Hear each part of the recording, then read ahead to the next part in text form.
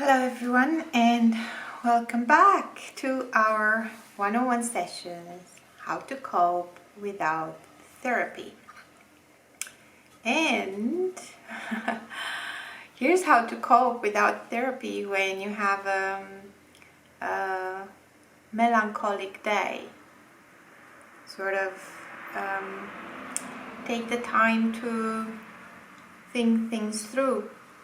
And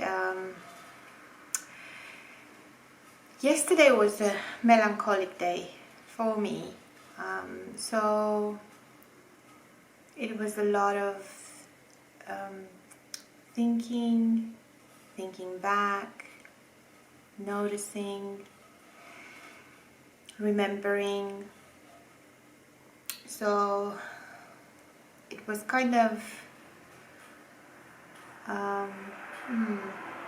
I wouldn't say intense, it was different than that. It was more of a soul searching kind of day. So because it is because this is the day after the soul searching, and last time when I talked to you in a video I told you a bit about my own life and a few of those examples, and one of those was something I used, I think an example when I snapped at my son. So having done a bit more soul searching, today I sat down here and thought, okay, I'm ready to get back into the videos, but I wanted to have a bit of a breather, and I can do that every time when I look through this lovely book, Finding Beauty. Remember Patrick Lindsay? So in the spirit of the last video, here's one bit he talks about finding beauty at page 33. He says, finding beauty by listening to kids. They bring new perspectives to life.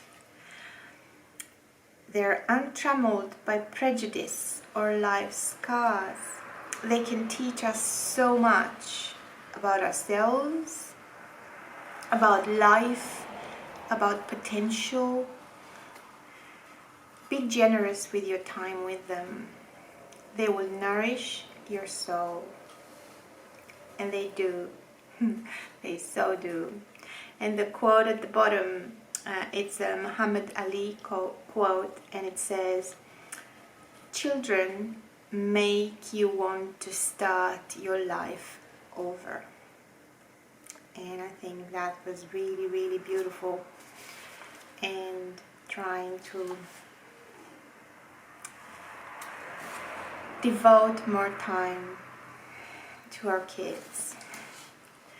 The next bit of surviving a melancholic day was finding beauty and seeking meaning. And this is page 83 actually. Seeking meaning is a lifelong quest with no finite conclusion. It's a way of living. It's a way of opening doors and throwing up challenges. It's our life and our quest, and we must give meaning to our lives rather than waiting for life to give meaning to us. And the footnote, well, the bottom quote here says, the world itself is but a series of footnotes to a vast unfinished masterpiece. The world itself is but a series of footnotes to a vast unfinished masterpiece. I really like this page here. It's more about we gotta give meaning to our lives. We gotta be in it not just wait around and wait for life to give meaning to us. And that, in a sense, is slavery. The page before that, at 82, Patrick finds a little quote on finding beauty in today. And I only found this today, not yesterday. The melancholy was still setting yesterday. Finding beauty in today. Our lives come without guarantees. We don't know how many days we've been allotted, so we must make every one count. We have no control over our past, nor any over our future. The logic is inescapable. Live in the present. And that is so damn hard, making sense of the present. And then at the bottom there's a quote of Albert Camus, and it says, life is the sum of all our choices. So choosing to listen to kids more, choosing to seek meaning and take ownership of your quest, live in the present or in today. It all sort of gave me a few more bricks to build on today. I'll read you one more promise. This is about finding beauty in music. Music picks up where words fail. It has the wonderful ability to provide solitude in chaos, or to provide comfort in solitude.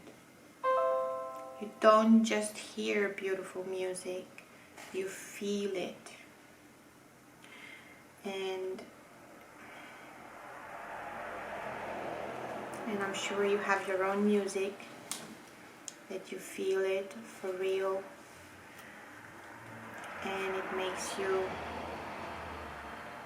see things differently, more clear, less sad, maybe more hopeful. I don't know. Each to their own music, I guess. Each to their own quest, each to their own meaning, and no doubt each to their own choices. So I'll leave you with this for today, just the poetry of Patrick Lindsay, and trying to find beauty, or as he calls it, 170 ways to look on the bright side. So until tomorrow, thank you very much. I'm Gabriela, and I hope you see the bright side, or you find some music to help you get there. Thank you.